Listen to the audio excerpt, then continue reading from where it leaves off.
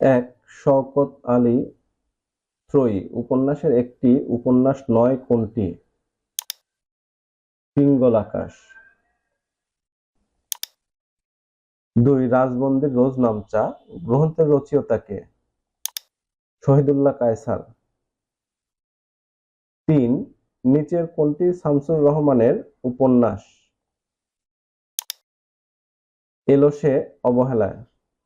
৪ আনন্দের মৃত্যু গল্প গ্রন্থের রচয়িতা কে? সৈয়দ শামসুল হক। ৫ পেশোয়ার থেকে তাশখন্দ গ্রন্থের রচয়িতা কে? শহীদুল্লাহ কায়সার। ৬ জলে ডাঙায় ভ্রমণ কাহিনীর রচয়িতা কে? সৈয়দ মুজতবা আলী। ৭ শামসুর রহমানের প্রথম কাব্যগ্রন্থ? প্রথম গান দ্বিতীয় মৃত্যুর আগে। ৮ প্রদোষে প্রাকৃতজন কার রচিত উপন্যাস? শওকত আলী। সারেং বউ উপন্যাসের কেন্দ্রীয় নারী চরিত্র কোনটি? নবিতুন। ১০ বর্ণমালা আমার দক্ষিণী বর্ণমালা কবিতার রচয়িতা কে? শামসুর রহমান। পিঙ্গল আকাশ শওকত আলীর কোন ধরনের রচনা? উপন্যাস। ১২ সুকান্ত ভট্টাচার্য রচিত হরতাল গ্রন্থটি কত সালে প্রকাশিত হয়? ১৯৬২ সালে। ১৩ কালের ধুলোয় লেখা কার স্মৃতিকথা? শামসুর রহমান। ১৪ সৈয়দ মুজতবা আলী রচিত উপন্যাস কোনটি? শবনম।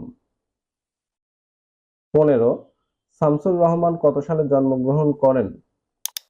১৯২৯ সালে। নিচের কোনটি শওকত আলী মুক্তিযুদ্ধ ভিত্তিক উপন্যাস? যাত্রা। ১৭ সাবাস বাংলাদেশ এ পৃথিবী অবাক তাকিয়ে রয় জলে পুড়ে মরে ছারখার তবু মাথা নোয়াবার নয় কবিতা অংশের রচয়িতা কে? সুকান্ত ভট্টাচার্য। ১৮ শেখ আজিজুর রহমান কোন সাহিত্যিকের প্রকৃত নাম? শওকত ওসমান। ১৯ দেশে বিদেশে ভ্রমণ কাহিনী কোন শহর নিয়ে লেখা? কাবুল।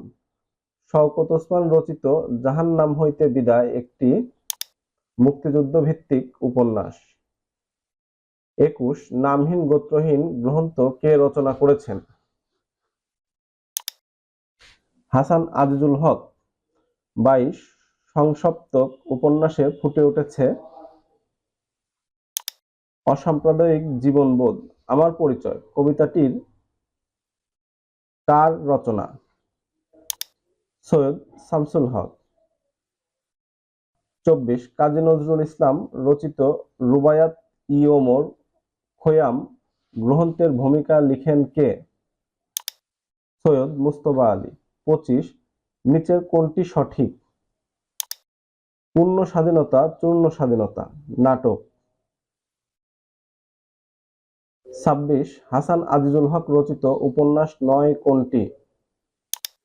অবিশ্বাস্য।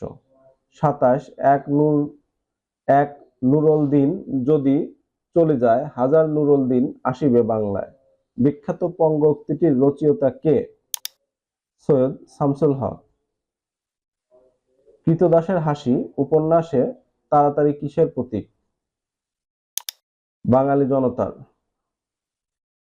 পায়ের আওয়াজ পাওয়া যায় মুক্তিযুদ্ধ ভিত্তিক কাব্যনাট্য। শহীদুল্লাহ কায়সারের জন্মস্থান ফেনী।